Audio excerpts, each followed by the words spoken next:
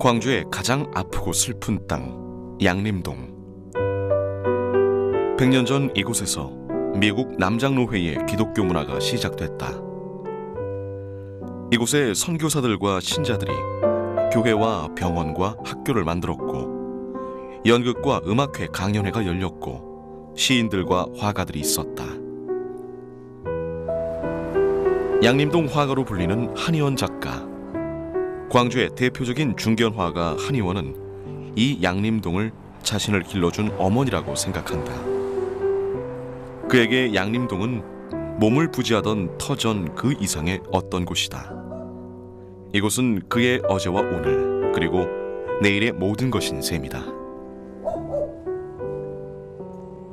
양림동은 이 자체로 아름다운 근대 문화 유적지긴 하지만은 그 속에 살고 있는 사람들, 예술인들 자체가 양림동을 떠받들고 있는 하나의 정신적인 그런 바탕이 되는 거죠. 화가이자 시인인 한의원의 그림은 온통 양림동에 못 박혀 있다. 교회의 십자가와 어둠 속 별빛을 따라 걷는 길, 판자집과 도시의 변두리 골목길, 허물어져가는 집, 고개를 숙이고 걷는 사람들. 이렇게 그의 시와 그림은 모두 양림동이다. 이렇게 어렸을 때 아버님 따라서 유년 시절을 읍내가 있는 그런 데를 떠돌다가 이제 양림동에 초등학교 때 와서 거기서부터 초등학교, 중학교, 고등학교, 대학교, 청년 시절까지 다 보냈거든요.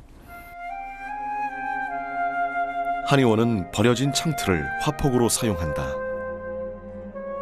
개발로 인해 사라진 양림동의 옛 추억을 담기 위해 양림동 한켠에서 얻은 낡은 나무 창틀. 이 창 너머로 그가 유년기와 청년기를 보냈던 양림동의 애잔한 풍경들이 펼쳐진다.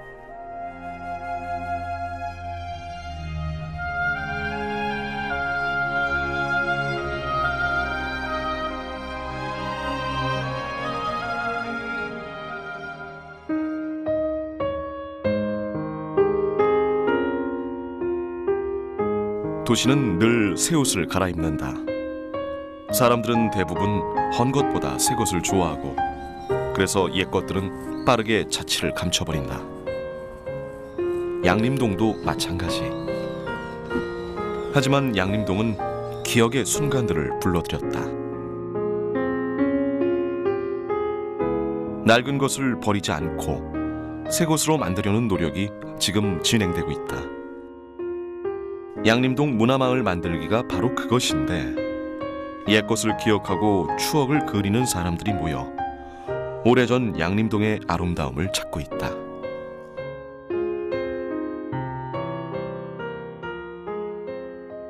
그때 양림동은 너무나 아름다웠던 것 같아요. 철로가 지나고 언덕, 나무, 숲, 그 다음에 서양 사람들 이렇게 어울려져서 저는 이제 합강초등학교 다니고 숭일중학교 다니고 숭일고 나왔거든요. 근데 전부 다 양림동에 있는 학교였어요. 그러니까 거의 양림동을 벗어나지 않고 어린 시절부터 이렇게 살았기 때문에 내 영혼의 온통 모든 뿌리가 양림동에 있었죠. 버려진 골목길과 집들, 상가의 간판들, 양림동 오거리길, 선교사 사택. 양림동의 풍경은 옛날의 기억들을 불러 모으고 있다. 사람들은 옛 기억을 모아 문화마을을 가꾸고, 문화 수도를 꿈꾸는 광주의 한 축으로서 양림동을 보존하고자 한다. 양림동 한켠에 고즈넉한 가옥의 풍경이 양림동을 닮았다. 양림동이 본격적으로 이렇게 개발되기 시작한 것은 1903년, 4년, 5년까지라고 봐야 되거든요. 그때에 미국 남장로교 선교사 유진벨, 오웬 이런 분들이 오셔가지고 현재 양림동 동산이 그 옛날 알다시피 광주 시내 어린아이들 죽으면 갖다 내버리는 풍장도 하고 매장도 하고 하는 그런 공동묘지였는데, 그걸 싸게 사서 그걸 선교사들의 사택 또 선교 부지로 개발함으로 인해서 양림동 일대가 버림받은 곳이 광주를 근대화시키는 서양 문화의 중심지로 바뀌었다 하는 것을 가장 중요한 역사적 가치라고 말할 수 있을 겁니다. 사람들은 양림동을 광주 근대화의 문을 연 곳이라고 말한다. 노숙자 불황아의 대부 오방 최흥종 목사를 비롯하여 광주의 어머니로 불리웠던 조아라 여사, 그리고 이곳에서 태어나 중국의 국가를 작곡한 정율성, 시인 김현승 등 수많은 이들이 여기에서 새 시대의 눈을 떴다. 광주의 근대화를 이끈 산실 양림교회. 1904년 12월 25일 미국 선교사 유진 벨이 첫 예배를 보면서 시작된 양림교회는 선교 활동은 물론 구휼, 교육, 의료 활동 등을 이끌었다. 초기 선교사인 유진 벨, 오윈, 윌슨을 중심으로 수피아 여중고와 숭일 중고교, 그리고 광주 최초의 종합병원인 제중병원을 설립해 광주 근대화의 선구자 역할을 했다. 뿐만 아니라 소록도 나환자촌과 광주 기독청년회를 설립해 서양 문화를 받아들이는 중추 역할을 함으로써 신문화를 발전시켰다. 광주를 근대화시키는 시발점이었습니다. 근데 여기 근대화라고 하는 것은 실은 따지고 보면 우리 전라남도의 수도는 나주였는데, 나주는 조선시대에 소위 보수적인 문화가 다 있는 곳이었다고 한다면 나주로부터 비교적 버림을 받았던 이 광주는 빠르게 서양 문화를 받아들여 가지고 신문화를 접수하고 신문화를 발전시켰다. 오일선. 그는 양림동에 살았던 외국인 선교사들의 삶을 잘 보여준다. 의사였던 그는 1908년 양림동에서 처음으로 서양식 의료 활동을 했다. 또 당시 천형이던 한센병 환자들을 치료했고, 여성복지의 대모였던 벽원의 선교사 서서평, 불황아들의 대부 최흥종 목사와 더불어 평생을 낯선 이국의 병든 사람들과 함께했다. 선교를 맨 처음에 막 할 수는 없지 않겠어요? 그래서 처음에 하는 것들이 대개 의료 구휼을 하죠. 뭐 아픈 데 고쳐준달지, 그리고 뭘 가르쳐 주는 거예요.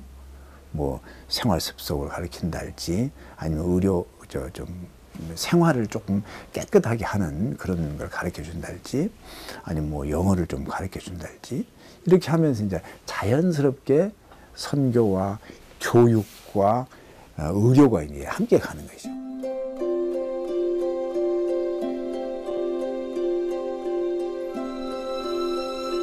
파란 눈의 이방인들은 아무도 거들떠보지 않았던 환자들을 돌봤다. 그들은 가난하고 힘든 사람들을 불러 모아 자립하는 방법을 전했으며, 나병 환자들을 치료하고 숭일학교, 수피아 여고, 이일학교, 농업학교 같은 교육기관을 세워 인재를 육성해 이들로 하여금 사회복지 활동과 일제화 민족운동에 앞장서게 했다. 새로운 건축 양식을 보여준 거죠. 우리가 알다시피 선교사도 한국 건축 양식은 흙담, 흙집이라고 그러는데, 벽돌을 구웠고 벽돌을 가지고 아름다운 색깔을 내서 서양식 건물을 지었다는 것이 지금도 남아있지만은 우리 전라남도 일대에서도 찾아보기 힘든 그런 건축이었습니다. 그래서 양림동은 그런 종교적인 면에 있어서 뿐만 아니라 생활과 문화와 문명적인 면에서도 새로움을 전해주는 곳이었다고 말할 수 있습니다. 벽원의 외국인 선교사들은 새로운 종교와 함께 새로운 생활 양식을 갖고 왔다. 양림동 일대에 남아있는 오일선, 원요환, 유수만 선교사와 피터슨 목사의 사택들은 그 대표적 증표들이다. 특히 광주시 기념물로 지정된 오일선 선교사 사택은 광주에 현존하는 양식주택으로는 가장 오래된 건물로 서양의 주거 문화를 한국에 소개해주는 귀중한 자료이다. 또 양림교회 옆 기독간호대학 안에 있는 오웬 기념각은 개화 초기 광주에 수많은 문화 행사가 열린 근대 광주의 문화전당 역할을 했으며 1919년 3.1운동 당시 독립운동을 주도하는 장소로 쓰이기도 했다. 하지만 당시 광주의 열악한 환경은 이들 선교사들이 활동하는 데 있어 걸림돌이 되었다.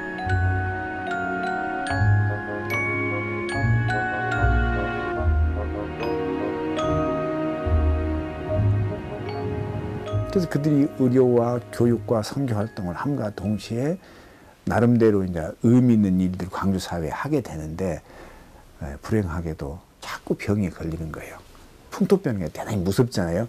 그들이 우리한테 전달해 주기도 하지만은 한국인이 그들한테 좋지 못한 병 원균들을 전달해 주니까 그들이 이제 자기 몸을 치유하기 위해서는 맑고 깨끗하고 조금 찬 공기가 필요해요. 그것이 바로 노고단 쪽이고 그 위쪽에 있는 왕시루봉 쪽의 집들인 거예요. 전라도에서 가장 높은 지리산에 위치한 왕시루봉. 해발 1240m에 자리 잡고 있는 왕시루봉은 산이 높고 깊어서 기온이 낮고 공기가 무척 신선하다. 이곳에 선교사들의 사택이 현재까지 남아있다. 당시 광주에 널리 퍼져 있던 각종 질병을 피해 기거하기에 안성맞춤인 장소인데 선교사들은 여기에 집과 예배당을 짓고 선교 활동을 이어갔다. 1년 중 전염병을 옮기기 가장 쉬운 여름 한철을 이곳에서 지냈는데 현재는 환경 문제로 인해 관리가 안 되고 있는 실정이다.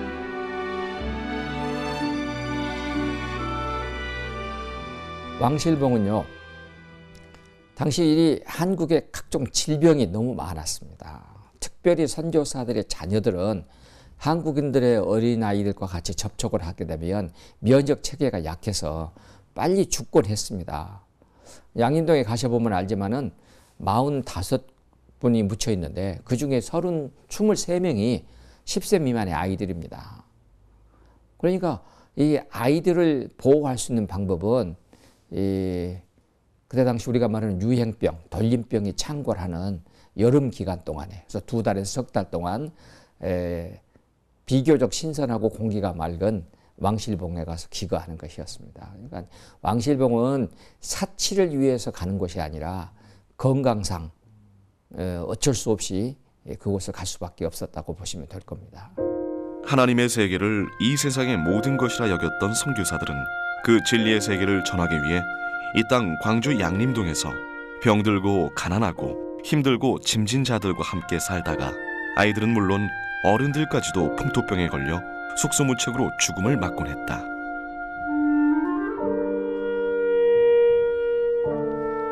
이곳은 그들 선교사들에게 복음의 땅이자 죽음의 땅이었다. 100년이라는 오랜 시간이 흘러 왕시루봉의 선교사 별장은 쓰지 않고 빈지 오래돼서 낡고 쇠락한 채 쓰러져 가고 있다.